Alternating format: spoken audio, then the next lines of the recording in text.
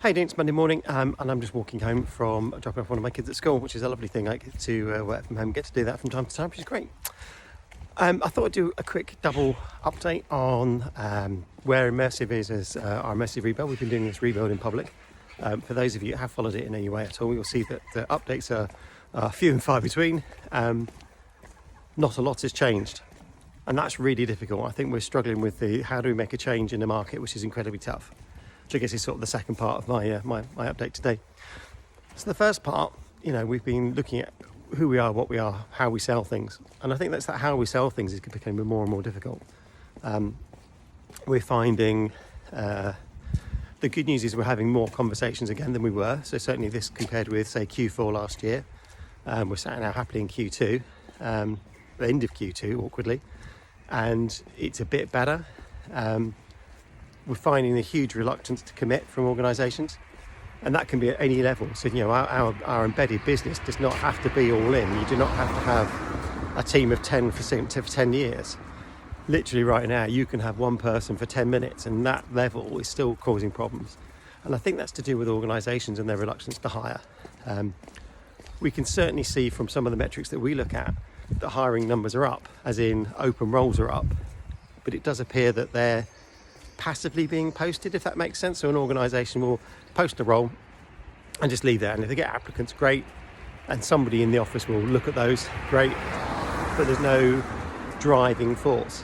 As an aside, and I'll include this in this post, we've been looking at we tracked a bunch of organisations in Germany when we first started back in 2021, and they were sort of a barometer of where we saw the market. So at their peak, it's sort of back end of 21 into 2022, this group of organisations was hiring, had open roles, around 2,100 open roles, of which 110 were talent acquisition. And that was a sort of rolling picture, if that makes sense. As they closed roles, new roles were opened, and it continued like that for a good 6 months, at least into 2022, back into 22, until things started to slow down.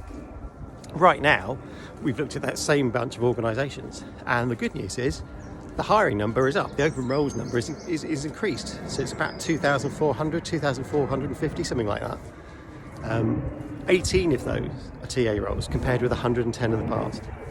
The other observation is there's an awful lot more junior roles, which says, I don't want to pay for experience, I'll just get somebody bums on seats. The devaluation of talent acquisition again has sort of kicked in, which is a really huge disappointment.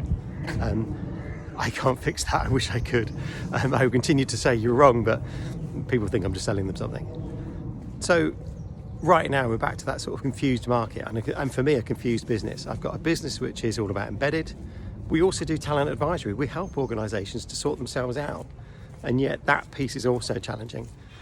But for me right now, my biggest challenge is that the organisations we do meet, we go through into a sales process. It's the bit of my personality or side or whatever that's the most difficult. I run a business. I do have to sell whether I want to or not, and we meet people and they say yes. Now in the olden days, 2021, 2022, yes meant yes means yes, but not yes. So we've got a couple of organisations who have certainly got to a yes. One notable has got to what I would call a verbal yes. Please send contracts, let's do this.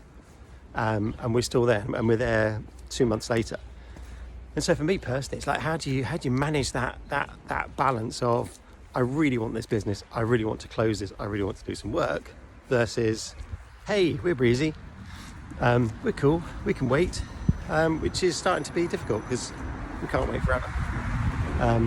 One of our prospects, we've been told no for now.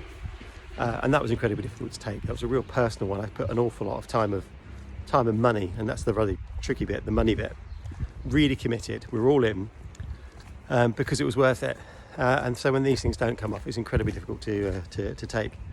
So trying not to be a doom and gloom on Monday. If you're out there looking for work, you're a TA person.